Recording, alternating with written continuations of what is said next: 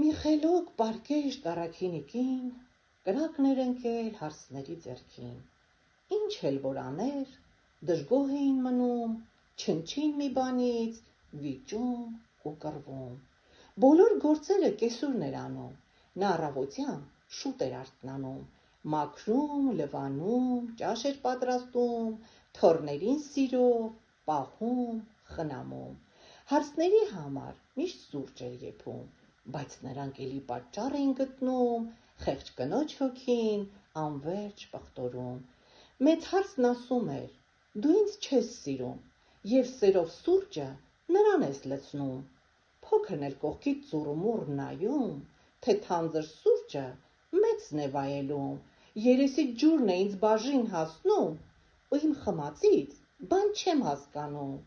նստում էր լալիս, նոթերը կիտում, մի բաժակ սուրճը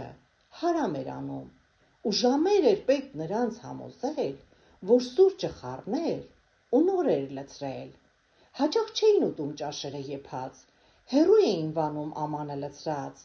մեկը ուզում էր լահմաջո, սուշի, մյուսն էր տակ-տակ խորոված խոզի, հացից խռոված, սենյակ էին գնում ու ամբողջ գիշեր թաքուն բամբասում,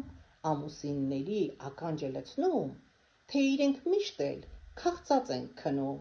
մայրը ոչ մի գործան մեջ չի անում, և ամբողջ հոգսը իրենք են քաշում, ամուսիններն էլ ականջները կախ, լսում էին նրանց անում ախովախ ու համոզում էին մի քիչ համբերեն, մինչև որ մեկին մի տուն կգնեն, հարսները մեկ-մեկ իրար միանում, կեսուրի մասին սուտ էին հորինում, թե ողջ թոշակը աղջիկն է տանում, նրա համար է մայրը չարչարվում, մեր երեխեքին կոնֆետ չի գնում, աղջկա համար օժիտ է դիզում, կեսուրը լսում, անձայն մռայլվում, սակայն հարսներին ոչինչ չէր ասում, որքան ուզում են, թող ինձ նախատեն, միայն որդիքս հանկարծ չնեղվեն,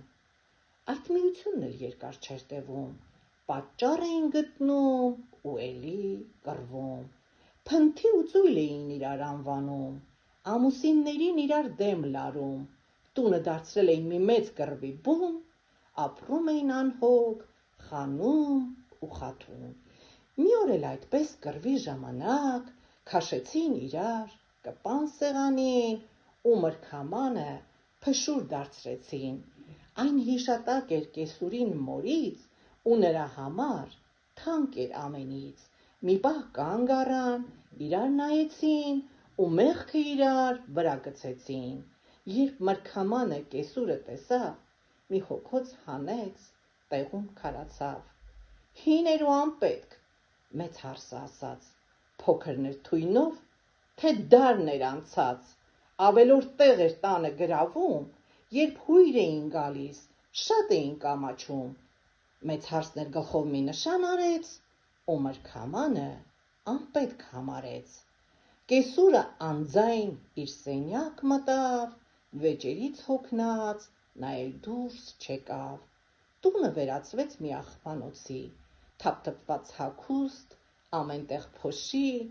անլվա աման, կիտված սեղանին, գուլպա ու կոշիկ, ընկած հատակին,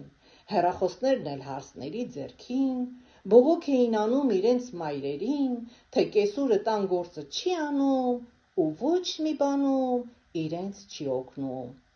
երբ եղբայրները գործից տուն եկան, սեփական աչքով ամեն ինչ տեսան, իրենց ծույլ կանանց դիմակը բացվեց ու ամեն մեկը ապտակ վաստակեց,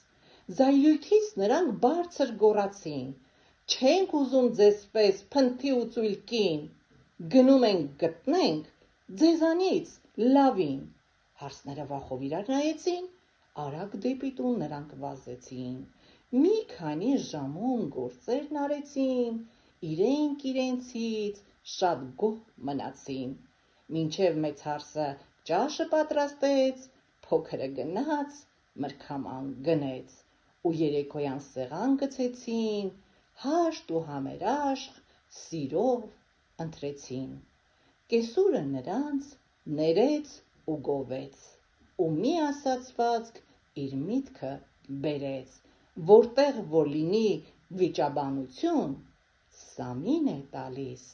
համերաշխություն։